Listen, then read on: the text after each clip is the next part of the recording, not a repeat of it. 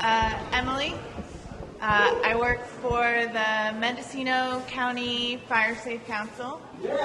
We are a 501c3. We serve all of Mendocino County.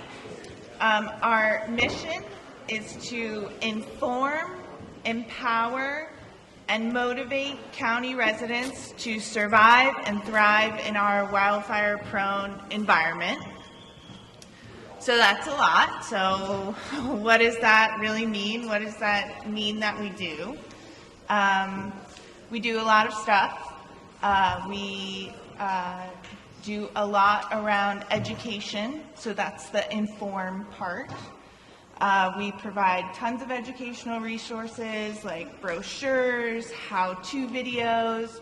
We put on events. We try to bring speakers and trainings to the county. And it covers a huge range of topics. We do like the latest on home hardening techniques. We have a great how-to video series on that. How to develop water resources for fire suppression. I've got a brochure on that back there.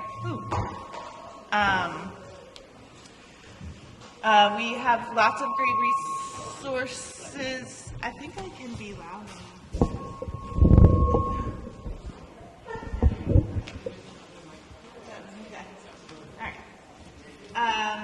So education, informing.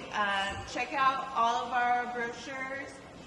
If there's something that we should be making informational material on or bringing a training to the county, let us know. We would love to do that.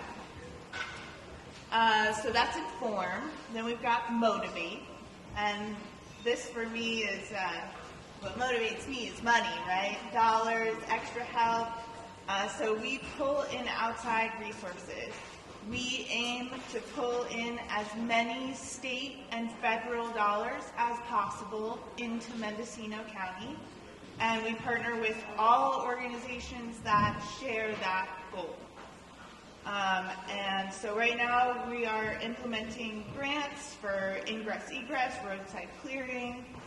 We're working on Dos Rios Road, we're working in Cherry Creek, we're working in Pine Mountain, we're working in the Ridgewood neighborhood of Willits, we're working in Yorkville, we're working all over the county, and we're really just getting started. So the other thing that we do, and I think the most important mission that we have, is to empower. And you know, we can inform, we can implement, we can involve, but ultimately each and every person needs to feel empowered. So what does that really mean, right? And I think Tim Bailey touched on this idea that is new to me. It's my new obsession, but it's this concept of wicked problems. And wildfire is a wicked problem. And wicked problems are issues that are like so big, so complex, so tangled, that there's no one solution. There's no one person, agency, cause that's responsible. There's no one moment when we're all going to sit back and say, oh, we've solved the problem.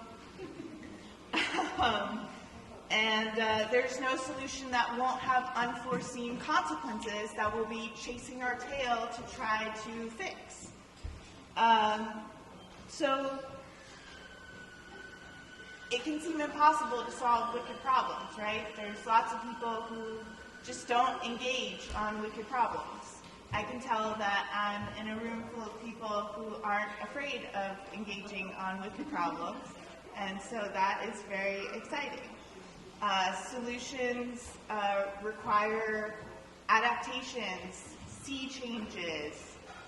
It requires changing mindsets, behaviors, and it requires all stakeholders, individuals, to stop trying to solve the problem alone and in a vacuum. So we want people to work together. So part of what we do as an organization is to try to connect all these stakeholders, connect all the different people that are working on these components, bring them to the table, make sure everyone is aware of what everyone else is doing to try to solve these wicked problems. And that leads to collaboration, resource sharing, communication, learning, informing, empowering, motivating, back to the mission. So that's kind of where we approach this from, and we work through the whole county. And there's a lot to learn from people across this county doing this work. So even though I just gave you a whole spiel about how we have to work together and stuff, there is also a big role for individuals. And there are things that we can do as individuals. We can harden our homes against ember storms. We can create defensible space. We can be better prepared to evacuate ourselves, our families, our animals. We can set up our homes and properties to be safer for firefighters to respond to. And so to that end, the Fire Safe Council has developed a series of core programs that are available countywide to help people do these things. So we have a community chipper day program where our fuels crew will come chip piles that you make from defensible space clearing or ingress-egress clearing that you do with your neighbors. We have our defensible space for seniors and people who are physically and financially unable to do their own defensible space clearing, where our crew will come and start working from your home out and do lemon trimming, weed whipping, gutter clearing to get your home safer from wildfire. And we also have our home assessment program where people will come to your house, walk around the perimeter of your home with you, and give you practical information on how to harden your home, how to create Zone 0. And if you don't know what I mean when I say harden your home or make Zone 0, that is your first sign to sign up for a home assessment, because we will teach you all of that. Those core programs, they're free and they're available. And we are constantly working to get funding to make those programs stronger and to make them open to more and more people. So sign up for our newsletter. We are always expanding those programs. The other thing that we do is we try to build communities based off of these individuals doing this really important work on their homes and on their properties. And so the Mendocino County Fire Safe Council, it's not really just a few of us working in an office. It's actually a whole network of neighborhood fire safe councils. We have 60 plus neighborhood fire safe councils across the county. And these are groups of community members who work together to make their homes and neighborhoods safer and better prepared for wildfire. Every neighborhood fire safe council is different and unique. They're driven by their members, they're driven by the landscape, they're driven by their resources, and they're driven by their needs. So we are also constantly developing ways to assist, support, and empower our neighborhood fire safe councils. We have a microgrant program where over the past 2 years we've been able to provide $200,000 to our neighborhood fire safe councils and fire departments to do projects that they have proposed to us. So some of that has been fuel reduction, some of that has been installing water tanks, standpipes, creating emergency phone tree networks and other protocols for emergencies, holding community events, installing address signs and road signs, and these are all projects that have been dictated by the needs of the community.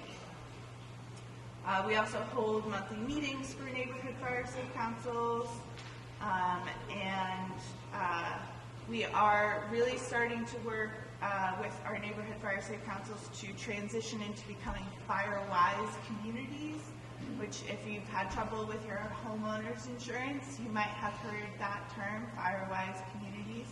And so we are very quickly building out the infrastructure to be able to support community groups to become Firewise certified. And I think most importantly, bringing it back to that money motivation, when we pursue these state and federal dollars, the requests that we make are largely informed by our neighborhood fire safe councils, because they are the ones that can tell us what their communities need. So come to the breakout session at 3:15 at the Eel River Recovery Office. Plug into our free programs, learn more about what resources are available, and tell us what your community needs. And start a neighborhood fire safe council too. Just do that anyway. You don't have to come to the breakout session. So that's it. I'm here for questions or